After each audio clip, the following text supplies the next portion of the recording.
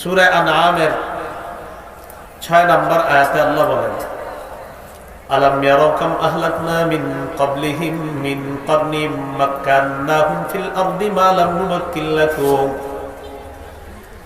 তারা কি দেখেনি আমি তাদের পূর্বে কত বহু জাতি সৃষ্টি করেছি। মাক্কান্নাহুম ফিল আরদি মা লাম নুমাক্কিন লাকুম, আমি তাদেরকে দুনিয়াতে এমন ভাবে প্রতিষ্ঠিত করেছি যেমনটা তোমাদেরকেও করিনি। ওয়া আরসালনাস সামাআ আলাইহিম মিদরারা, আমি তাদেরকে মুষলধারে বৃষ্টি দিয়েছি। ওয়া জাআলনাল আনহারা তাজরি মিন তাহতিহিম, এই বৃষ্টির মাধ্যমে আমি আল্লাহ নদী নালা সৃষ্টি করে দিয়েছি যা তাদের নিচ দিয়ে প্রবাহিত হতো। ফাআহলাকনাহুম বিযুনুবিহিম, এত নিয়ামত দেওয়ার পরেও তাদের গুনাহের কারণে আমি তাদেরকে ধ্বংস করে দিলাম। ওয়া আনশা'না মিন বা'দিহিম করনান আখারিন, তাদের পরে আমি আল্লাহ নতুন জাতি সৃষ্টি করলাম। এখন এই আয়াতটা একটু মিলান। এক জাতিকে আল্লাহ গুনাহের কারণে ধ্বংস করে নতুন জাতি আল্লাহ বানিয়েছেন। তাহলে বলেন তো, আমি আপনি গুনাহ করলে মুহূর্তের মধ্যে ধ্বংস করে আরেক জাতি বানানো আল্লাহর কাছে এটা কি অনেক কঠিন ব্যাপার না একদম মুহূর্তের ব্যাপার? এটা একদম সহজ, আল্লাহর কাছে কোনো ব্যাপার না। এই জন্য আমাদের উচিত গুনাহ কমিয়ে দেওয়া। গুনাহের কারণে গজব আসে। আল্লাহ আমাদের সকলকে গুনাহ থেকে বেঁচে থাকার তৌফিক দান করেন। আমরা পৃথিবীতে যে গুনাহগুলা করি সবচেয়ে বড় গুনাহ হলো আল্লাহর সাথে শিরিক করা। মুসনাদে আহমদ কিতাবের নাম, এই কিতাবের 22,075 নম্বর হাদিসের বর্ণনা। عن معاذ بن جبل رضي الله تعالى عنه قال أوصاني رسول الله صلى الله عليه وسلم بعشر كلمات। মুআয ইবনে জাবাল রাদিয়াল্লাহু তাআলা আনহুর বর্ণনা, আল্লাহর নবী আমাকে 10টা বিষয়ে উপদেশ দিয়েছেন। কয়টা? 1 নাম্বার, লা তুশরিক বিল্লাহি শাইআন ওয়া ইন কুতিলতা ওয়া হুররিকতা, তোমাকে যদি জ্বালিয়ে দেওয়া হয়, তোমাকে যদি পুড়িয়ে দেওয়া হয়, তোমাকে যদি হত্যা করা হয়, এরপরেও তুমি আল্লাহর সাথে শিরিক করবা না। 2 নাম্বার, ওয়ালা তাউক্কারনা ওয়ালিদাইকা ওয়া ইন আমারাকা আন তাখরুজা মিন আহলিকা ওয়া মালিকা, তোমাকে যদি তোমার সম্পদ থেকে, তোমার পরিবার থেকে তোমাকে বের হওয়া যাওয়ার জন্য তোমার মা বাবা আদেশ করে, মা বাবা যদি বলে সম্পদ ছেড়ে দাও, পরিবার ছেড়ে দাও, এরপরেও মা বাবার সাথে নাফরমানি করবা না। 3 নাম্বার, ওয়ালা তাতরুকান্না সালাতান মাকতুবাতান মুতাআম্মিদা, ইচ্ছাকৃতভাবে এক ওয়াক্ত ফরজ নামাজ ছেড়ে দিবা না। فإن من ترك صلاة مكتوبة متعمدا فقد برئت منه ذمة الله। এক ওয়াক্ত ফরজ নামাজ যদি কেউ ইচ্ছাকৃতভাবে ছেড়ে দেয়, তার উপর থেকে আল্লাহর দায়িত্ব উঠে যায়। বান্দা, তোর যা মন চায় তুই তা কর, আমি আল্লাহ তোর দায়িত্ব নিব না। এক ওয়াক্ত ফরজ না ফজর? বলেন, ফরজ না ফজর? ফজর তো পড়েনি না। ফজর নামাজ ফরজ, জোহরের নামাজ ফরজ, আসরের নামাজ ফরজ, মাগরিব ফরজ, এশা ফরজ। এক ওয়াক্ত ফরজ নামাজ যদি ইচ্ছাকৃতভাবে কেউ ছেড়ে দেয়, তার থেকে আল্লাহর দায়িত্ব উঠে যায়। তোর যা মন চায় সে তা করুক, আমি আল্লাহ তার দায়িত্ব নিব না। 4 নাম্বার, ওয়ালা তাশরাবান্না খামরা, মদ পান করবা না। ফাইন্নাহু রাসু কুল্লি ফাহিশা, মদ সমস্ত অশ্লীলতার মূল। 5 নাম্বার, ইয়াকা ওয়াল মাসিয়া ফাইন্না বিল মাসিয়াতি হাল্লা সাখাতুল্লাহ, আল্লাহর নাফরমানি করা থেকে বাঁচো। আল্লাহর নাফরমানির কারণে দুনিয়াতে গজব আসে। 6 নাম্বার, ইয়াকা ওয়াল ফিরার মিনাজ জাহফি ওয়া ইন হালাকান নাস, সব মানুষ যদি মারা যায় তারপরেও জিহাদের ময়দান থেকে পলায়ন করবা না। 7 নাম্বার, ইদা আসাবান নাস মুতান ওয়া আনতা ফীহিম ফাসবুত। কোন এলাকায় যদি মহামারী দেখা দেয় ওই এলাকায় তুমি থাকবা, মহামারীর ভয়ে ওই এলাকা ছেড়ে পালিয়ে যাবে না। বুখারীর বর্ণনা, মহামারী কবলিত এলাকা থেকে বাহিরে যাবে না, বাহিরের এলাকা থেকে মহামারী কবলিত এলাকায় ঢুকবে না। যখন করোনা ভাইরাস দেখা দিল, বিশ্বের বড় বড় ডাক্তাররা নিয়ম করে দিল লকডাউন। লকডাউনের মানে হলো মহামারীর কবলিত রাষ্ট্রে অন্য কেউ প্রবেশ করবে না, মহামারী কবলিত রাষ্ট্রের কেউ অন্য কোথাও যাবে না, এক এলাকার মানুষ আর এক এলাকায় যাবে না। এই নিয়ম সারা দুনিয়া মানল, ঠিক না? তাহলে বর্তমান বিজ্ঞানে সেই নিয়ম করলো, অবিকল এই নিয়মটা 1500 বছর আগে রাসূল আমাদেরকে বলে দিয়েছে। তো নবীজি সাল্লাল্লাহু আলাইহি সাল্লাম কি বললেন? ওয়াইদা আসাবান নাস মুতান ওয়া আনতা ফীহিম ফাসবুত। কোন এলাকায় যদি মহামারী দেখা দেয়, তুমি যদি সেখানে থাকো, সেখানেই অবস্থান করবা। 8 নাম্বার, আনফিকা আলা আহলিকা মিন তাওলিকা। তুমি তোমার সামর্থ্য অনুযায়ী পরিবারের উপর খরচ করবা। 9 নাম্বার, ওয়ালা তারফানহুম আসাকা আদাবা। পরিবারের উপর থেকে শাসনের লাঠি উঠিয়ে নিবা না। এটা একটু বুঝেন, পরিবারের উপর থেকে শাসনের লাঠি উঠাইবা না মানে কি? আপনার বিবি তিনি যেন আপনার ব্যাপারে এই মানসিকতা ভিতরে লালন করে যে আমি দুনিয়ার যত হালাল চাহিদা আছে আমার স্বামীর কাছে পেশ করলে আমার স্বামী হয়তো সেটা পূরণ করে দিবে, কোনো না কোনো ভাবে চেষ্টা করবে। কিন্তু আমি এক ওয়াক্ত নামাজ যদি ছেড়ে দিই, আমি যদি আল্লাহর কোনো নাফরমানি করি, আমার স্বামী আমাকে চুল পরিমাণও ছাড় দিবে না। এটা মানসিকতা থাকা বিবির মধ্যে, এটা শাসনের লাঠি। আপনার ছেলে মেয়ে ফজরের নামাজের সময় ঘুমায় রয়েছে, আপনার ছেলে সে যেন পাশের জনকে বলতে পারে, আপনার মেয়ে ছেলের মাঝে যেন এই মানসিকতা অর্জন হয় যে যত শীত হোক ফজরের নামাজ পড়তে হবে। ফজরের নামাজ না পড়লে আম্মা নাস্তা দিবে না সামনে, আর আব্বার লাঠি থেকেও বাঁচা যাবে না। এটা শাসনের লাঠি। ওয়ালা তারফা আনহুম আসাকা আদাবা। পরিবারের উপর থেকে শাসনের লাঠি উঠায় নিবা না। এখন আপনার পরিবার থেকে শাসনের লাঠি উঠাবেন কি? বাবা মা ছেলে মেয়ে একসাথে বসে নাটক সিনেমা দেখে সেখানে শাসন থাকা দূরের কথা, বড় হওয়ার পর এই সন্তান ওই বাবা আর মাকে বৃদ্ধাশ্রমে রেখে আসে। শাসনের লাঠি হবে কিভাবে? একসাথে যদি নাটক সিনেমা দেখে মা বাবা, সেখানে সন্তানের উপর শাসনের লাঠি হবে কিভাবে? 10 নম্বর, ওয়া আখিফু ফিল্লাহি আযজা ওয়া জাল। পরিবারকে আল্লাহর ব্যাপারে ভয় দেখাইতে থাকো। আওয়াজটা একটু কমায় দেন মাইকের, কমার উপরে পিছন থেকে মনে মাইক দেন নাই না, আওয়াজ কমার উপর একটা কমান। হ্যাঁ, ওয়া আখিফু ফিল্লাহি আযজা ওয়া জাল। পরিবারকে আল্লাহর ব্যাপারে ভয় দেখাও। এটা হলো 10 নাম্বার। 1 নাম্বার যেই কথাটা, আল্লাহর সাথে শিরিক করবা না, এটা ভাই একটু মনোযোগ দিয়ে শোনেন। আমাদের মাঝে অনেকের নাম আব্দুর রহমান, আমার নাম আরিফ, আমার আব্বার নাম সফিউল্লাহ হাবিব, আমার আম্মার নাম মরিয়ম। আপনাদের অনেকের নাম আব্দুর রহমান, বাবার নাম আব্দুল্লাহ, মায়ের নাম কুলসুমা, রহিমা। সেই সূত্রে আপনি মনে করছেন আমি তো মুসলমান, অথচ আপনি মাজারে সেজদা দেন। তাহলে আপনি ভাবছেন যে আমি তো মুসলমান, কিন্তু আপনি কোন মানুষের পায়ে সেজদা দিচ্ছেন, মাজারে সেজদা দিচ্ছেন। 2 জন সাহাবীর নাম সারা জীবন মনে রাখবেন। একজনের নাম মুআজ, বলেন কি নাম? মুআজ। আরেকজনের নাম কাইস ইবনে সাদ। পুরাটা দরকার নাই মনে রাখা, শুধু একটু বলেন কাইস। প্রথম জনের নাম মুআজ, ওনার ব্যাপারে আগে শুনেন। ইবনে মাজা কিতাবের নাম, 1853 নম্বর হাদিসের বর্ণনা। মুআজ রাদিয়াল্লাহু তাআলা তিনি শাম দেশে গেলেন।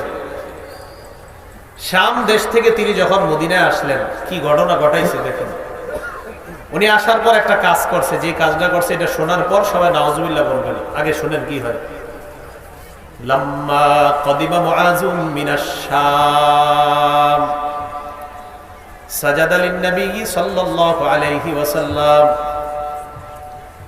মুআজ রাদিয়াল্লাহু তাআলা আন শাম দেশ থেকে আসলেন, আসার পর আল্লাহর নবীর সিজদা দিয়ে দিছে। সুবহানাল্লাহ। আরে সিজদা দিছে নবীজি। নবীজি বললেন মা হাদা ইয়া মুআজ, মুআজ তুমি এটা কি করলা? আর বর্তমানে সিজদা দিলে এরকম করে সিজদা দিলে আমার শাবাশ। নবীজি বললেন মা হাজা ইয়া মুআজ, মুআজ তুমি এটা কি করলা? মুআজ ইবনে জাবাল জবাব দেয় ইয়া রাসূলুল্লাহ আতাইতু শাম, আমি শাম দেশে গেলাম। ফাওয়াফাকতুহুম ইয়াসজুদুনা লিআসাকিফাতিহিম ওয়া বাতারিকাতিহিম, শাম দেশে যাওয়ার পর আমি দেখলাম মানুষরা তাদের ধর্মীয় নেতা আর রাজনৈতিক নেতাদেরকে সিজদা দেয়। নাউযুবিল্লাহ।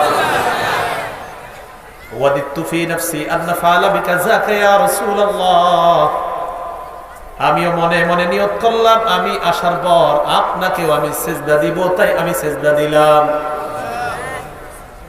নবীজি বললেন মুআজ ফালা তাফআলু, মুআজ সহ সাহাবারা তোমরা শোনো, পশ্চিমকালেও এমন কাজ তোমরা করবা না। আল্লাহর পরে যিনি শ্রেষ্ঠ, এই জগতে বলেন ওই জগতে বলেন, দুই জগতে যিনি শ্রেষ্ঠ তিনি বলে দিলেন কখনো আমাকে সিজদা করবা না। আল্লাহর পরে যিনি শ্রেষ্ঠ তাকে যদি সিজদা দেওয়া শিরিক হয়, হারাম হয়, অতএব দুনিয়ার অন্য কোন পীর ফকির শাইখুল হাদিস মুফতি মুহাদ্দিস তাদেরকে সিজদা দেওয়া হারাম, শিরিক, কোনো সন্দেহ নাই। শ্রেষ্ঠ মানুষকে সিজদা দেওয়া যেখানে হারাম, সেখানে সাধারণ কাউকে সিজদা কিভাবে দেওয়ার চিন্তা করা যায়? এ হলো এক নাম্বার। মুআজ রাদিয়াল্লাহু তাআলা, এখান থেকে একটা শিক্ষা, কোন বড় কারো পায়ে যদি কেউ সিজদা দেয় সাথে সাথে উচিত হলো বাধা দেয়। কি করলাম দাঁড়াও, এরকম না বলা পরে যে আমি বুঝতে পারি রে কি হয়েছে না হয়েছে এটা না বলা। আমাদের নবীর সামনে একজন এটা করেছে, নবী ডাইরেক্ট বাধা দিলে সাবধান, এটা কখনো করবা না, আল্লাহ ছাড়া কাউকে সিজদা দেওয়া জায়েজ নেই। দুই নাম্বার, আরেকজন সাহাবী, কি নাম? কুফার একটা এলাকা আছে নাম হীরা। কি নাম? হীরা। উনি হীরা এলাকায় গেছে। আবু দাউদ শরীফের 2140 নম্বর হাদিস, 2140। উনি বলেন আতাইতুল হীরা, আমি কুফার হীরা প্রদেশে গেলাম। হীরায় যাওয়ার পর আমি দেখলাম রাআইতুহুম ইয়াসজুদুনা লিমারজুবানিন লাহুম, জনগণ তাদের নেতাকে সিজদা দেয়। এমন দৃশ্য দেখার পর কুলতু রাসূলুল্লাহি আহাক্কু আইয়ুসজাদা লা, এখন উনি যে কথাটা বলছে এটা সত্যি কথাই। দেখেন কি বলে উনি। উনি বলেন আমি যখন দেখলাম এক মানুষ অন্য মানুষকে সিজদা দেয়, আমি মনে মনে ভাবলাম, মনে মনে বললাম, মানুষ যদি সিজদা পাওয়ার যোগ্য হয়, দুনিয়ার মধ্যে সবচাইতে সিজদা পাওয়ার যোগ্য আল্লাহর রাসূল। সত্যি কথা, কোন মানুষ যদি সিজদা পাওয়ার যোগ্য হয় তো কে হবে? আল্লাহর রাসূল সবচেয়ে বেশি। যেই ভাবনা সেই কাজ। ফাতাইতুন নবিয়্য সাল্লাল্লাহু আলাইহি ওয়াসাল্লাম, আমি আল্লাহর রাসূলের কাছে আসলাম। আসার পর আল্লাহর রাসূলকে বললাম আমি হীরা প্রদেশে গেলাম। যাওয়ার পর আমি দেখলাম জনগণ তাদের নেতাকে সিজদা দেয়। আনতা ইয়া রাসূলুল্লাহ আহাক্কু আন নাসজুদা লাক, সিজদা পাওয়ার আপনিই তো সবচেয়ে বেশি যোগ্য। নবীজি কি বলে দেখেন, তুমি কি বললা? জি হুজুর, সিজদা পাওয়ার যোগ্যতা আপনিই বেশি। নবীজি বললেন আর আইতা লাউ মাররতা বিকবরি, আচ্ছা তোমার কি মনে হয় তুমি যদি আমার কবরের পাশ দিয়ে অতিক্রম করো, আকুনতা তাসজুদু লা, তুমি কি আমার কবরকে সিজদা করবা? নবীজি কি কবরে না দুনিয়াতে? তখন যখন কথা বলতেছে উনি কি কবরে না দুনিয়াতে? নবীজি বললেন আমার কবরের সামনে দিয়ে যখন তুমি যাইবা তুমি কি সিজদা করবা? তিনি জবাব দিলেন না, আপনার কবরকে সিজদা করব না। আল্লাহ নবী বললেন যেমন ভাবে আমার কবরকে সিজদা করবা না, তেমনি ভাবে আমি ব্যক্তিকেও সিজদা করবা না। এই হাদিস প্রমাণ করে দুনিয়ার সবচাইতে শ্রেষ্ঠ মানুষ তাকে সিজদা দেওয়া হারাম, শ্রেষ্ঠ মানুষের কবরেও সিজদা দেওয়া হারাম। শ্রেষ্ঠ মানুষ যিনি তাকে সিজদা দেওয়া হারাম, শ্রেষ্ঠ মানুষের কবর মানে দুনিয়ার শ্রেষ্ঠ কবরটাও সিজদা দেওয়া হারাম। অতএব কোন পীর ফকির অথবা কোন মানুষ এবং ওই মানুষের মাজারে কবরে সেজদা দেওয়া হারাম। মানুষকেও দেওয়া যাবে না, মানুষের কবরকেও দেওয়া যাবে না। তাহলে আল্লাহর সাথে শিরিক করা এটা হলো আমাদের সবচেয়ে বড় অপরাধ। ভাই একটা কথা মনে রাখবেন, আমাদের বর্তমান সবচেয়ে চ্যালেঞ্জিং হলো শিরিক মুক্ত ঈমান নিয়ে বাঁচা, শিরিক মুক্ত ঈমান নিয়ে মরা, শিরিক মুক্ত ঈমান নিয়ে কিয়ামতের মাঠে আল্লাহর সামনে দাঁড়ানো। এই জন্য এই কথাটা মাথায় রাখবেন। সূরা আনআমের ৮২ নম্বর আয়াতে আল্লাহ বলেন, আল্লাযীনা আমানু ওয়া লাম ইয়ালবিসু ঈমানাহুম বিযুলমিন, যারা ঈমান এনেছে এবং যারা তাদের ঈমানের সাথে শিরিক মিশ্রিত করে নাই, উলাইকা লাহুমুল আমনু, তাদের জন্য নিরাপত্তা, ওয়া হুম মুহতাদুন, আল্লাহ বলেন তারাই হেদায়েত প্রাপ্ত। যারা ঈমান এনেছে এবং ঈমানের সাথে শিরিককে মিশায় নাই, তারাই নিরাপত্তা লাভ করবে এবং তারাই হেদায়েত প্রাপ্ত। আল্লাহ আমাদেরকে শিরিক মুক্ত ঈমান আনার তৌফিক দান করেন। আমরা যেন শিরিক মুক্ত ঈমান নিয়ে বাঁচতে পারি, আল্লাহ তৌফিক দান করেন। নবীজি বলেন, আল ঈমানু বিদউ ওয়া সাবউনা শু'বা, ঈমানের ৭০টা শাখা, ফাআফযালুহা কাউলু লা ইলাহা ইল্লাল্লাহ, ঈমানের শ্রেষ্ঠ শাখা হলো লা ইলাহা ইল্লাল্লাহ, ওয়া আদনাহা ইমাতাতুল আযা আনিত তরিক, ঈমানের সর্বনিম্ন শাখা হলো রাস্তা থেকে কষ্টদায়ক বস্তু সরায় দেওয়া। বুখারীর ৬৫২ নম্বর হাদিসের বর্ণনা, ক্বালা রাসূলুল্লাহ সাল্লাল্লাহু আলাইহি ওয়াসাল্লাম, নবীজি বলেন, বাইনামা রাজুলুন ইয়ামশি বিতরিকিন ওয়াজাদা হুসনা শাওকিন আলাত তরিক, আমার কোন উম্মত যদি রাস্তা দিয়ে হাঁটে, হাঁটার সময় রাস্তার মধ্যে যদি কাঁটাযুক্ত কোনো ডাল পেয়ে যায়, কোনো কাঁটা, কোনো ইটের টুকরা, কলার সিলকা পেয়ে যায়, ফাআখখারা, এটা যদি রাস্তা থেকে সরায়া দেয়, শাকারাল্লাহু লাহু ওয়া গফারা লাহু, ওই মুহূর্তে আল্লাহ তার উপর খুশি হয়ে তার আগের সব গুনাহ মাফ করে দেয়। এটা ঈমানের পরিচয়। আপনার আপনি কাঁটাযুক্ত কিছু সরিয়ে দেওয়া, এটা আপনার ঈমানের পরিচয়। এই জন্য রাসূলুল্লাহ সাল্লাল্লাহু আলাইহি সাল্লাম একদিন এক ঘরের মধ্যে বসা, খুব মন দিয়ে শোনেন কথাটা, সাহাবাদেরকে নবীজি প্রশ্ন করলেন, হাল ফিকুম গরীব ইয়ানি আহলাল কিতাব, আচ্ছা তোমাদের মাঝে কি অপরিচিত কেউ আছে? সাহাবাদেরকে বললেন, এর মানে হলো ইহুদিদের কেউ আছে, খ্রিস্টানদের কেউ আছে তোমাদের মাঝে? তো এই কথা শোনার পর সাহাবায়ে কেরাম বললেন, হুজুর জি না, আমরা ছাড়া এখানে কেউ নাই। ফাআমারা বিগলতিল বাব, নবীজি বললেন দরজাটা বন্ধ করে দাও। দরজা বন্ধ করে দিস। দরজা বন্ধ করে দেওয়ার পর রাসূল সাল্লাল্লাহু আলাইহি সাল্লাম বললেন, ইরফাউ আইদিকুম, তোমরা তোমাদের হাতগুলো উঠাও। উঠান তো সুন্নাত আদায় করো। এইভাবে হাত উঠাইছে সাহাবারা। উঠানোর পর নবীজিও হাত উঠায় রাখছে। তো সাহাবারা বলেন, রফানা আইদিয়ানা, আমরা আমাদের হাত উঠাইলাম। ওয়াদা ইয়াদাহু, নবীজি তার হাত নামাইলেন, আমরাও নামাইলাম। হাত নামান। নামানোর পর নবীজি আল্লাহর কাছে বলতেছে, আল্লাহুম্মা ইন্নাকা বাআসতানি বিহাদিহিল কালিমা, আল্লাহ আপনি আমাকে দুনিয়ার মধ্যে এই কালিমা দিয়ে পাঠিয়েছেন, লা ইলাহা ইল্লাল্লাহ। পরে কি করে দেখেন, ওয়া আমারতানি বিহাদিহিল কালিমা, আল্লাহ আপনি আমাকে এই কালিমা প্রচার করার জন্য আদেশ করেছেন। ওয়া ওয়া'আদতানি আলাইহাল জান্নাহ, শুধু তাই নয়, এই কালিমা প্রচারের বিনিময়ে আপনি আমাকে জান্নাতের ওয়াদা করেছেন। আল্লাহ আপনি আমাকে এই কালিমা দিয়ে পাঠিয়েছেন, এই কালিমা প্রচার করার হুকুম করেছেন এবং আমাকে আপনি ওয়াদা করেছেন এই কালিমা প্রচার করলে আপনি জান্নাত দান করবেন। এই কথা বলার পর রাসূলুল্লাহ সাল্লাল্লাহু আলাইহি সাল্লাম সাহাবাদেরকে বলেন, তোমরা সাক্ষী থাকো, কদ গফারাল্লাহু লাকুম, আল্লাহ তোমাদেরকে মাফ করে দিয়েছেন। তো লা ইলাহা ইল্লাল্লাহ, এটা নিয়ে রাসূল আসছেন, এটা প্রচার করতে বলছেন, আর এটার উপর মজবুতির সাথে বেঁচে থাকতে হবে।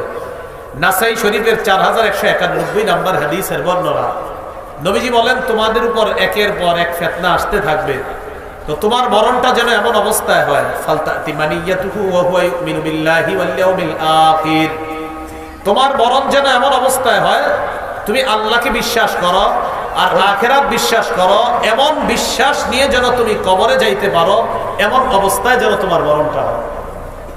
আল্লাহ আমাদের সকলকে এই বর্তমান ফিতনার জামানায় ঈমান নিয়ে যেন কবরে যাইতে পারি, আল্লাহ তৌফিক দান করেন। তো এক নাম্বার, আল্লাহর সাথে শিরিক করা যাবে না, এটা বড় অপরাধ।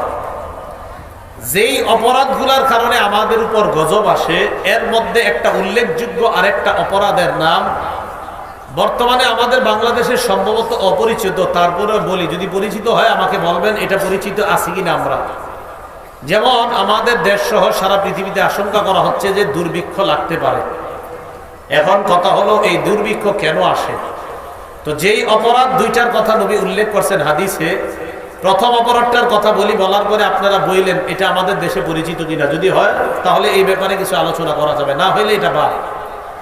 যেই প্রধান দুই কারণে কোন দেশে দুর্ভিক্ষ লাগে, এর মধ্যে প্রথম অপরাধটার নাম সুদ খাওয়া। এটা কি আছে আমাদের দেশে? আচ্ছা আচ্ছা আচ্ছা। দ্বিতীয় অপরাধটা, এটা সম্ভবত আমাদের দেশে নাই, থাকলে এটাও বললেন, সেটা হলো ওজনে কম দেওয়া। এটাও আছে। এখন সুদ, এই সুদের কারণে কি কি গজব আসতে পারে আমাদের উপর, মনোযোগ দিয়ে শুনি। সুদের কারণে আমার আপনার জীবনে এই সুদের ব্যাপারে 13টা কথা আমরা মনোযোগ দিয়ে শুনবো। বলেন কয়টা? 13টা কথা। এক নাম্বার, যারা সুদ খায় তাদের বিরুদ্ধে আল্লাহ আর তার রাসূলের পক্ষ থেকে যুদ্ধের ঘোষণা। কিসের ঘোষণা? যুদ্ধের ঘোষণা। সূরা বাকারার 278-279 নম্বর আয়াতে আল্লাহ বলেন, ইয়া আইয়ুহাল্লাযীনা আমানুত্তাকুল্লাহা ওয়া যারু মা বাকিয়া মিনার রিবা ইন কুনতুম মুমিনিন। হে ঈমানদারগণ, তোমরা আল্লাহকে ভয় করো, সুদের কারবার ছেড়ে দাও যদি তোমরা মুমিন হও। আপনার নাম কি? সামনে আসেন। ওনার নাম মঞ্জুরুল হাসান। আমার দিকে তাকান। আপনি যদি মঞ্জুরুল হাসান সত্যি হন তো আমার সাথে চলেন। এরকম কথা মাঝে মাঝে বলি কিনা? ভাই আপনি কি সত্যি মঞ্জুর? এরকম বলি না? আল্লাহ বলছেন, ঈমানদার তুমি যদি মুমিন হও তো সুদের কারবার ছাড়ো। ডাক দিছি কিন্তু হে ঈমানদার। আমি বললাম হে মঞ্জু ভাই, আপনি মঞ্জু হইলে আপনি আর ওই বাজারে যায় না। আল্লাহ বলছে হে ঈমানদার তুমি যদি মুমিন হও তো সুদ খাও না। হ্যাঁ কি বলছেন? হে ঈমানদার তুমি যদি মুমিন হও তো সুদের কারবার ছেড়ে দাও। ডাক দিছি কি বইলা? পরে কি বলতেছে? তুমি আসলে মুমিন?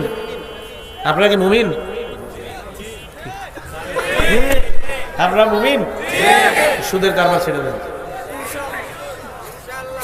আল্লাহ বললেন হে ঈমানদারগণ যদি তোমরা মুমিন হও তো সুদের কারবার ছেড়ে দাও। যদি না ছাড়েন ফাইল্লাম তাফআলু ফাযানু বিহারবিম মিনাল্লাহি ওয়া রাসূলি, যদি তোমরা সুদের কারবার ছেড়ে না দাও আল্লাহ আর তার রাসূলের পক্ষ থেকে যুদ্ধের ঘোষণা নিয়ে নাও। এক নাম্বার, সুদ খাওয়া মানে আল্লাহ আর তার নবীর বিরুদ্ধে যুদ্ধের ঘোষণা দেওয়া। দুই নাম্বার, যারা সুদ খায় তারা কিয়ামতের ময়দানে পাগল অবস্থায় উঠবে। সূরা বাকারা 275 নম্বর আয়াতে আল্লাহ বলেন, আল্লাযীনা ইয়াকুলুনার রিবা লা ইয়াকুমুনা ইল্লা কামা ইয়াকুমুল্লাযী ইয়াতাখাব্বাতুহুশ শাইতানু মিনাল মাস। আল্লাযীনা ইয়াকুলুনার রিবা, যারা সুদ খায় কিয়ামতের ময়দানে তারা এমন অবস্থায় উঠবে যেন শয়তান তাদেরকে পাগল বানায়া দিয়েছে। স্পর্শ করে নাউযুবিল্লাহ।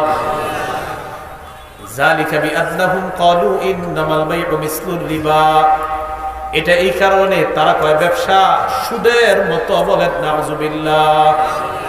ব্যবসা কি সুদের মতো না আলাদা? আল্লাহ বলেন ওয়া আহাল্লাল্লাহুল বাই'a ওয়া হাররামার রিবা, আল্লাহ ব্যবসাকে হালাল করেছেন, সুদকে আল্লাহ হারাম করেছেন। ব্যবসা আল্লাহ হালাল করেছেন, সুদ আল্লাহ হারাম করেছেন। অনেক অফিসের মধ্যে দেখবেন পিছনে লেখা ওয়া আহাল্লাল্লাহুল বাই'a ওয়া হাররামার রিবা। অনেক অফিসের পিছনে লেখা আল্লাহ ব্যবসাকে হালাল করেছেন, সুদকে হারাম করেছেন। ওই অফিসের মধ্যে আবার সুদের সব কারবার হয়। ইসলামের লেভেল লাগায়া সুদ সামান্য যদি খান, বেশিও যদি খান, সুদ কিয়ামত পর্যন্ত সুদ, ইসলামের লেভেল আর কোরআনের আয়াত আর রাসূলের সব হাদিস যদি পিছনে টানায়া এরপরেও যদি সুদ খান, কিয়ামত পর্যন্ত সুদ হারাম, এটা হালাল হবে না। সুদ হারাম। এগুলো 2 নাম্বার। 3 নাম্বার, যারা সুদ খায় আমার দিকে তাকান, তাদের গলাটা মনে হবে এইভাবে ধরা হবে, যেভাবে শ্বাসরোধ করে তাদেরকে হত্যা করা হচ্ছে মনে হবে দেখলে। কিয়ামতের ময়দানে মনে হবে গলার মধ্যে ফাঁস লাগানো হয়েছে, গলা টানা হচ্ছে, এই ফাঁসির রোগীর মতো কিয়ামতের ময়দানে সুদখোর উপস্থিত হবে। আপনার হা হা করে উপস্থিত হবে, টান দেওয়া হবে মনে হবে। উমদাতুত তাফসীর 1 নাম্বার খণ্ড 330 নাম্বার পৃষ্ঠা। আর আব্দুল্লাহ ইবনে আব্বাস রাদিয়াল্লাহু তাআলা আনহুমা قال আকিলুর রিবা ইবাসু ইয়াউমাল কিয়ামাতি মাজনুনান ইউখনা। সুদখোরকে কিয়ামতের ময়দানে এমন অবস্থায় উঠানো হবে দেখলে মনে হবে পাগল, তার গলাটা চেপে ধরে হত্যা করা হচ্ছে এমন মনে হবে। 4 নাম্বার, আপনাদের এই এলাকায় যারা সুদ খায়, এই গ্রামের নাম কি নাকি এটা ভুয়াপুর? এই ভুয়াপুরে যারা সুদ খায়, এদের কারণে যারা সুদ খায় না, নিরপরাধ যারা, তাদের জন্য ওই সুদখোররা আল্লাহর আযাবকে বৈধ করে দেয়। মেহেরবানি করে আমার সুদের আলোচনার অংশটা মন দিয়ে শুনেন, যারা এটার সাথে জড়িত আছেন তারা মেহেরবানি করে উঠে যায় না। না না, হাসির কিছু না, আপনি পুরোটা শুনেন, শোনার পরে আপনি সিদ্ধান্ত নিয়েন যে আসলে কি সুদ ছেড়ে দেওয়া উচিত কিনা। কিন্তু আল্লাহর রাস্তে আলোচনাটা শুনেন। কেউ সুদি কারবারে জড়িত আছেন, এই জন্য আপনি চিন্তা করলেন থুর হুজুরে ঢাকাতে আনছে কি এই ওয়াজ শোনার লাগিয়া, তো এরকম মনে করে উঠেন না। তো 4 নাম্বার, যারা সুদ খায় তাদের কারণে এলাকায় আল্লাহর গজব বৈধ হয়। আত-তারগীব ওয়াত-তারহীব কিতাবের নাম, 3 নাম্বার খণ্ড 59 নাম্বার পৃষ্ঠা, 69 নাম্বার পৃষ্ঠা। عن عبد الله بن عباس رضي الله تعالى عنهما قال قال رسول الله صلى الله عليه وسلم আব্দুল্লাহ ইবনে আব্বাস রাদিয়াল্লাহু তাআলা আনহুমার বর্ণনা, আল্লাহ নবী বলেন, ইযা যাহারা যিনা ওয়ার রিবা ফি ক্বরিয়া, কোন এলাকার মধ্যে যদি 2টা অপরাধ বেড়ে যায়, জোরে বলেন কয়টা? 1 নাম্বার ব্যভিচার, 2 নাম্বার সুদের কারবার। বলেন তো আপনারা, 1 নাম্বার, 2 নাম্বার। قد احلوا بانفسهم عذاب الله, এই মানুষগুলা ওই এলাকার জন্য আল্লাহর আযাব বৈধ করে নেয়। নাউযুবিল্লাহ। এখন কথা, যারা সুদ খান না, যারা নিরপরাধ আছেন, আপনাদের কি কাজ? অনেক নিরপরাধ যারা সুদ খায় না, এদেরকে যদি বলেন কেউ আপনি আপনার পাশের লোকটারে বাধা দেন না, কারে হের খাওয়া হে খাক, আমার কি না, এটা বলে আপনি বাঁচতে পারবেন না। قال رسول الله صلى الله عليه وسلم, নবীজি বলেন, মা মিন রাজুলিন ইয়াকুনু ফি কওমিন ইউমালু ফীহিম বিল মাআসি ইয়াকদিরুনা আলা আন ইউগাইয়িরু ফালা ইউগাইয়িরু ইল্লা আসাবাহুমুল্লাহু বিআযাবিন মিন ক্বাবলি আন ইয়ামুতু। নবীজি বলেন, তুমি কোন এলাকায় আছো, ওই এলাকায় প্রকাশ্যে গুনাহ হয়, সুদের কারবার হয়, প্রকাশ্যে ব্যভিচার হয়, তুমি ওই এলাকায় থাকার পরেও তাদেরকে বাধা দাও নাই। তোমার ক্ষমতা ছিল অন্তত মুখে বলার, এও তুমি বলো নাই। আল্লাহ নবী বলেন, এই যে মুখে বলেও বাধা দাও নাই, পরিবর্তন করার চেষ্টা করো নাই, মরণের আগে আল্লাহর আযাবের অপেক্ষা তুমিও করো। মরণের আগে নিরপরাধ, আপনি বাধা দেন নাই, তা আপনার উপর আল্লাহর গজব আসবে, অপেক্ষা থাকেন। তাহলে কি বোঝা গেল? যারা খায় এরা তো অপরাধী, আর যারা খায় না, আপনারা যে চুপচাপ বসে থাকবেন, আরে ওর খানা ওরে খাইতে দাও, আমার কি, এটা বলার সুযোগ নেই। এগুলো 4 নাম্বার। 5 নাম্বার, যারা সুদ খায় তাদের কারণে দেশে দুর্ভিক্ষ লাগে। মুসনাদে আহমদ কিতাবের নাম, হাদিস নাম্বার 17822 নাম্বার হাদিসের বর্ণনা। عن عمرو بن العاص رضي الله تعالى عنه قال قال رسول الله صلى الله عليه وسلم, আমর ইবনুল আস রাদিয়াল্লাহু তাআলা আনহুর বর্ণনা, নবীজি বলেন, মা মিন কওমিন ইয়াকুনু ফীহিমুর রিবা কামা ইয়াযহারু ফীহিমুর রিবা ইল্লা উখিযু বিসসানা। নবীজি বলেন কোন এলাকার মধ্যে যদি সুদের কারবার বেড়ে যায় ওই এলাকাকে দুর্ভিক্ষ দ্বারা পাকড়াও করা হয়। কি দ্বারা? দুর্ভিক্ষ। ওমা মিন কওমিন ইয়াযহারু ফীহিমুর রিশা, কোন এলাকায় যদি ঘুষের কারবার বেড়ে যায় ইল্লা উখিযু বিররুবি, ওই এলাকার পুরুষগুলা কাপুরুষ হয়ে যায়। সুদের কারবারে দুর্ভিক্ষ লাগে আর ঘুষের কারবারে পুরুষরা কাপুরুষ হয়ে যায়। 6 নাম্বার, যারা সুদ খায় তারা পেটের মধ্যে সাপ ঢুকায়। সাপ কি ঢুকায়? হ্যাঁ, সাপ। ইবনে মাজাহ কিতাবের নাম, হাদিস নাম্বার 2273, 2273 নাম্বার হাদিস। عن أبي هريرة رضي الله تعالى عنه قال قال رسول الله صلى الله عليه وسلم আবু হুরায়রা রাদিয়াল্লাহু তাআলা আনহুর বর্ণনা, নবীজি বলেন আতাইতু লাইলাতান উসরিয়া বি আলা কওম, আমি মেরাজের রাতে রওনা করলাম এমন একদল মানুষের পাশ দিয়ে গেলাম। বুতুনুহুম কাল বুয়ুত, তাকায় দেখলাম তাদের পেটগুলা বিশাল বড় বাড়ির মতো। পেট কিসের মতো? পেট বাড়ির মতো। আমার পেট যদি বাড়ির মতো হয় কেমন দেখা যাবে? এবার এদিকে তাকান, পেট কিসের মতো? নবীজি বলেন ফিহা আল হাইয়াত তুরা মিন খারিজি বুতুনিহিম, পেটের বাহির থেকে দেখা যাচ্ছে ভিতরে বড় বড় সাপ দৌড়াচ্ছে। নবীজি বলেন আমি প্রশ্ন করলাম মানহা উলা ইয়া জিবরিল, জিবরিলেরা কারা? জিবরিল আমিন জবাব দেয় হা উলাই আকালাতুর রিবা ইয়া রাসূলুল্লাহ, এরা হলো সুদখোরের দল, নাউযুবিল্লাহ। 7 নাম্বার, 7 নাম্বারটা কি বলবো?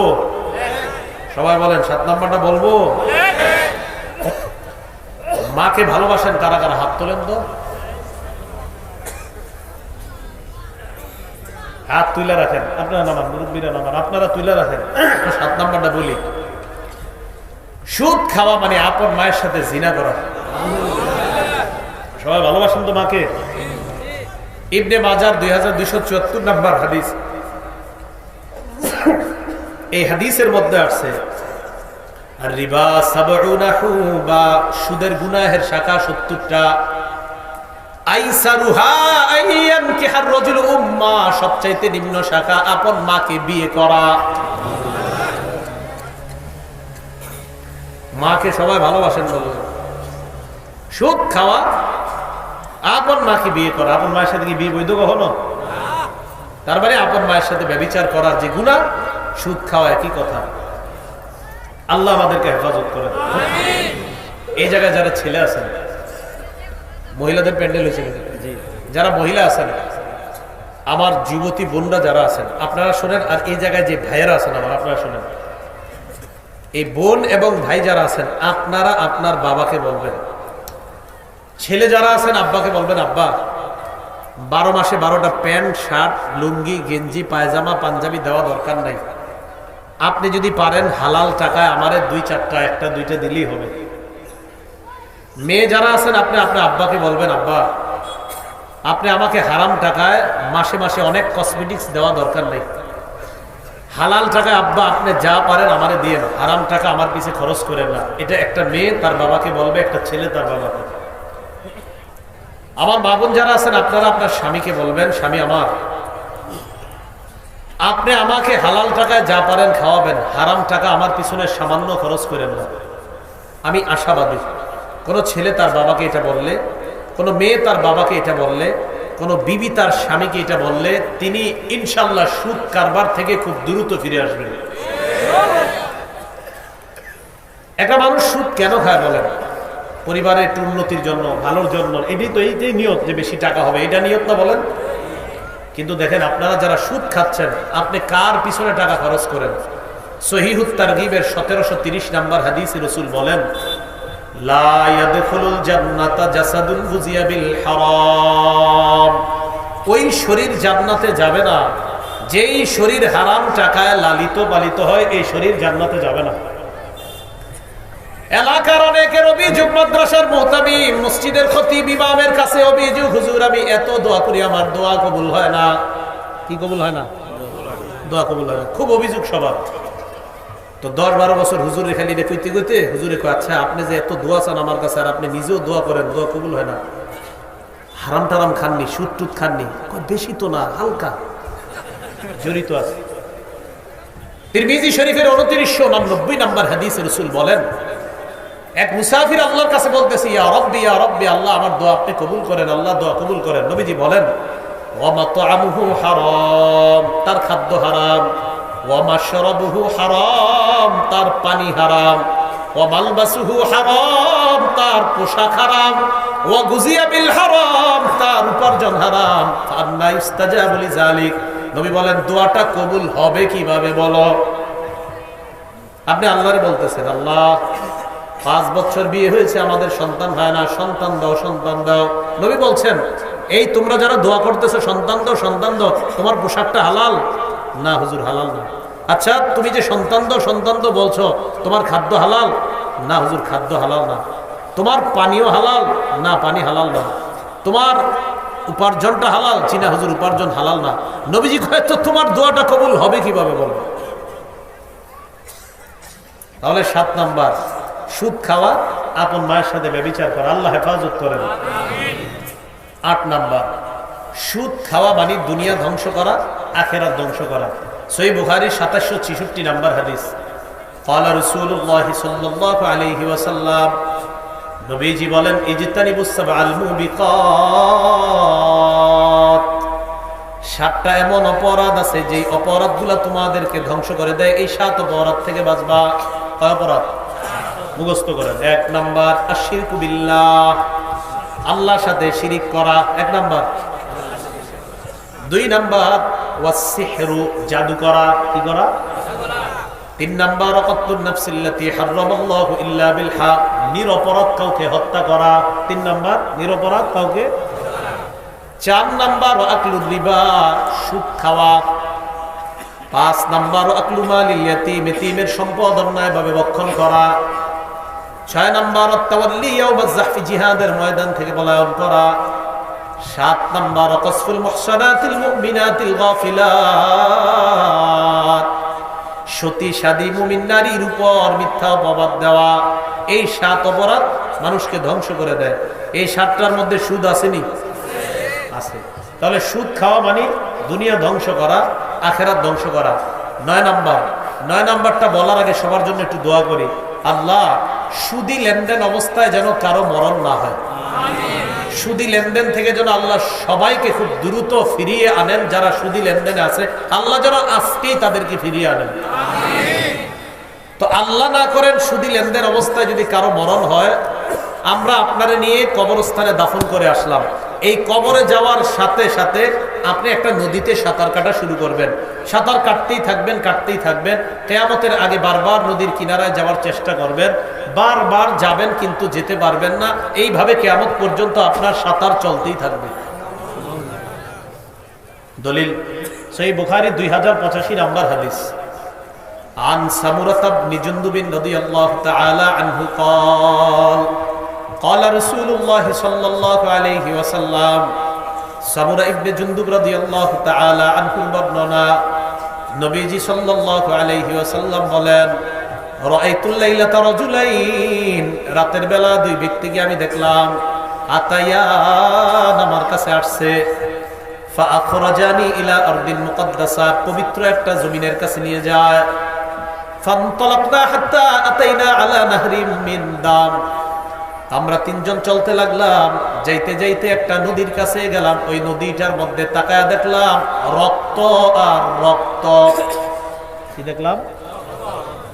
আপনাদের টাঙ্গাইলের যমুনার ব্রিজের নিচে এই নদীতে কি রক্ত নাকি পানি? পানি। নবীজি বলেন, আমি যেই নদীর কাছে গেলাম ওটা কি? নবীজি বলেন, নদীর মাঝখানে একজন, কিনারায় আরেকজন। দৃশ্যটা কল্পনা করেন, ফিহি রাজুলুন কায়িম, নদীর মাঝে এক ব্যক্তি দাঁড়িয়ে আছে। ওয়ালা ওয়াসতিন নাহরি রাজুলুন বাইনা ইয়াদাইহি হিজারা, নদীর কিনারায় আরেক ব্যক্তি, তার সামনে পাথর। ফাআকবালা রাজুলুল্লাযী ফিন নাহর, নদীর মাঝখানের লোকটা সাঁতার কাটে কিনারার দিকে। ফারামার রাজুলু বিহাজারিন ফিহি, নদীর কিনারার লোকটা একটা পাথর তার মুখ বরাবর এইভাবে মারে। রদ্দাহু হাইসু কানা, সাঁতারকারী ব্যক্তিটা আবার মাঝখানে চলে যায়। রাসূল সাল্লাল্লাহু আলাইহি সাল্লাম বলেন, আমি তাকায় রইলাম। কুল্লামা জা আলিয়া খুরুজা, যতবার বের হতে যায় ততবার পাথরের আঘাত খায়, আবার নদীর মাঝখানে চলে যায়। জিবরিল আমিন আল্লাহ রাসূলকে বলেন, আল্লাযী রাআইতাহু ফিন নাহরি আকিলুদ রিবা, যাকে আপনি নদীর মাঝখানে দেখলেন এই লোকটা হলো সুদখোর, নাউজুবিল্লাহ। নদীর মাঝে যাকে দেখলেন সে কি খোর? সুদখোর। 10 নম্বর, যেই ব্যক্তি সুদ খায়, যে সুদ দেয়, যে সুদের সাক্ষী দেয়, যে সুদের কারবার লেখে, 4 শ্রেণীকে আল্লাহ রাসূল অভিশাপ দিচ্ছে।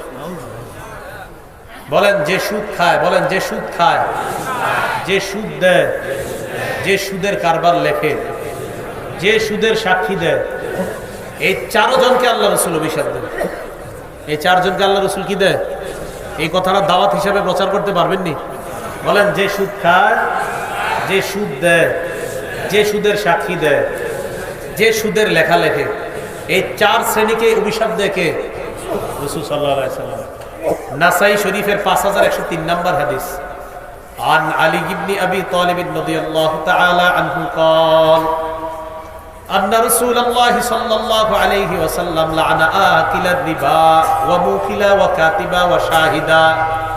নবীজি সাল্লাল্লাহু আলাইহি ওয়াসাল্লাম সুদখোরকে অভিশাপ দেয়, সুদদাতাকে অভিশাপ দেয়, সুদের লেখককে অভিশাপ দেয়, সুদের সাক্ষী দাতাকে অভিশাপ দেয়। এলাকার অনেক সহজ সরল মানুষ সাক্ষী দিয়ে দিলেন, সুদ খাইলেনও না, সুদ ধরলেনও না, নিলেনও না, আপনাদের উপর আল্লাহ রাসূলের অভিশাপ, নাউজুবিল্লাহ।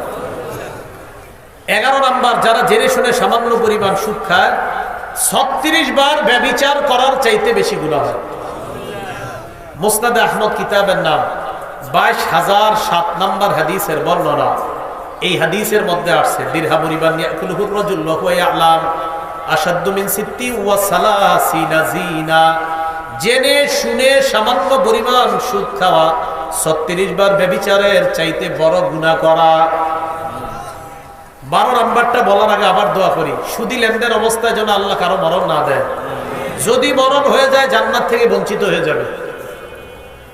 আল মুস্তাদরাক লিল হাকিম কিতাবের নাম 2260 নম্বর হাদিসের বর্ণনা। এই হাদিসে আসছে, আরবাউন হাক্কুন আলাল্লাহ আল্লা ইদখিলাহুমুল জান্নাহ। 4 শ্রেণীকে জান্নাত না দেওয়াই আল্লাহর হক। বলেন কয়জনকে জান্নাত না দেওয়া আল্লাহর হক? 4 শ্রেণীকে।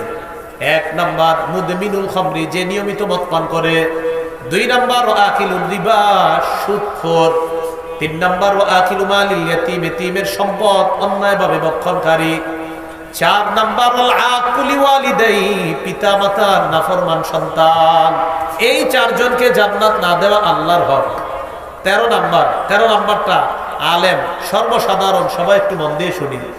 আবু দাউদ শরীফের 3331 নম্বর হাদিস। قال رسول الله صلى الله عليه وسلم, নবীজি বলেন, লা ইয়াতিয়ান্না আলান নাসি জামান লা ইয়াবকা আহাদুন ইল্লা আকালার রিবা। নবী বলেন, এমন একটা সময় আসবে যেই সময় কেউ বাকি থাকবে না, সবাই সুদ খাবে। সবাই কি খাবে? এমন একটা সময় আসবে যেই সময় কেউ বাকি থাকবে না। রাসূল সাল্লাল্লাহু আলাইহি সাল্লাম বলেন, সবাই সুদ খাবে, এমন একটা সময় আসবে। এবার বলেন তো, আসলে কি সবাই সুদ খায় না কিছু মানুষ সুদ খায় না? এমন আছে কিনা? ওয়া ইন লাম ইয়াকুলহু আসাবাহু মিন বিখারিহি, যদিও ডাইরেক্ট সুদ না খায়, সুদের হাওয়া সবার গায়ে লাগবে। অনেক মানুষ সুদ খায় না, কিন্তু সুদের হাওয়া, সুদের ধোঁয়া তার গায়ে লাগবে। ওনারা আমি চা খাওয়াইতে নিয়ে গেলাম, চলেন 1 কাপ চা খাওয়াই। আমি সুদের টাকায় ওনারা চা খাওয়াই দিছি, উনি তো জানে না, ওনার কোনো গুনাহ হবে না, কিন্তু সুদের ধোঁয়া ওনার পেটে ঢুকাইয়া দিছি। এই জন্য অনেক সময় দেখবেন ফজর, জোহর, আসর, মাগরিব মজা পাইছেন নামাজে, এশার নামাজে মজা পান নাই। ইমাম সাহেবের কাছে দৌড়ায় গেছেন, হুজুর আজকে 4 ওয়াক্ত অনেক মজা পাইছি, এশার নামাজটা মজা পাইলাম না কেন? হুজুরে হঠাৎ প্রশ্ন করতেছে, আপনি মাগরিবের পরে কিছু খাইছেন? হ্যাঁ, আমার দোস্ত তো আমার নান আর গিরিল খাওয়াইছে বাজারে নিয়ে। তো হুজুর বললেন, আমি তো শিওর না, হতে পারে আপনার নান গিরিলের সাথে কিছু হারাম ঢুকে গেছে ভিতরে, এই জন্য এশার নামাজে ইবাদতে মজা পান নাই। এই জন্য খাবার গ্রহণ করাটাও সাবধানের ব্যাপার। তো ওই দিলাম ইয়াকুলহু, ডাইরেক্ট যদিও না খায়, আসাবাহু মিন বুখারিহি, সুদের ধোঁয়া সবার গায়ে লাগবে। তো বলেন তো, রসুল বলছে এমন একটা জামানা আসবে ভবিষ্যতে, জামানাটা কি আসবে না চলতেছে? আল্লাহ আমাদের সকলকে সুদ থেকে বেঁচে থাকার তৌফিক দান করেন। মনোযোগ দিয়ে শুনেন। 1 নাম্বার, সুদ খাওয়া। আল্লাহ রসুলের বিরুদ্ধে যুদ্ধের জন্য প্রস্তুত থাকা। সূরা বাকারা 278 279 নম্বর আয়াত। 2 নাম্বার, সুদ খাওয়া। কিয়ামতের ময়দানে পাগল অবস্থায় ওঠা। সূরা বাকারা 275 নম্বর আয়াত। 3 নাম্বার, সুদ খাওয়া। কিয়ামতের ময়দানে গলাটা শ্বাসরোধ করা অবস্থায় আপনাকে উঠানো। উমদাতুত তাফসীর 1 নাম্বার খণ্ড 330 নাম্বার পৃষ্ঠা। 4 নাম্বার, সুদ খাওয়া এলাকার জন্য আযাব বৈধ করা। আত-তারগীব ওয়াত তারহীব 3 নাম্বার খণ্ড 59 নাম্বার পৃষ্ঠা। 5 নাম্বার, সুদ খাওয়া মানে এলাকায় দুর্ভিক্ষ লাগা। মুসনাদ আহমদ 17822 নাম্বার হাদিস। 6 নাম্বার, সুদ খাওয়া মানে পেটে সাপ ঢুকানো। ইবনে মাজাহ 2273 নাম্বার হাদিস। 7 নাম্বার, সুদ খাওয়া আপন মায়ের সাথে ব্যভিচার করা। ইবনে মাজাহ 2274 2275 নাম্বার হাদিস। 8 নাম্বার, সুদ খাওয়া মানে দুনিয়া ধ্বংস করা, আখিরাত ধ্বংস করা।